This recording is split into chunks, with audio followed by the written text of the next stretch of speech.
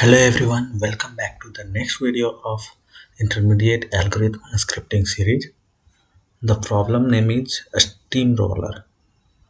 Flatten a nested array. You must account the varying level of nesting. Means the nesting can be of type this. We have to make it so that it's array of only elements like strings and numbers, or in some case objects, but there should be no array inside array. That means we will need a new array, and we will be returning the new array.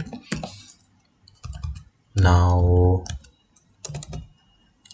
for array dot for each element, we will check if array dot is array element. Means if the element is array, then we will have to call the function itself, else we will use push method on the element.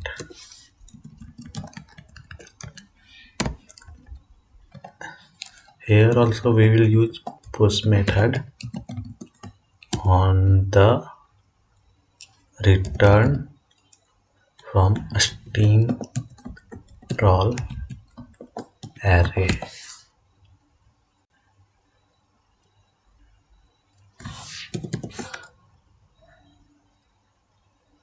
Okay.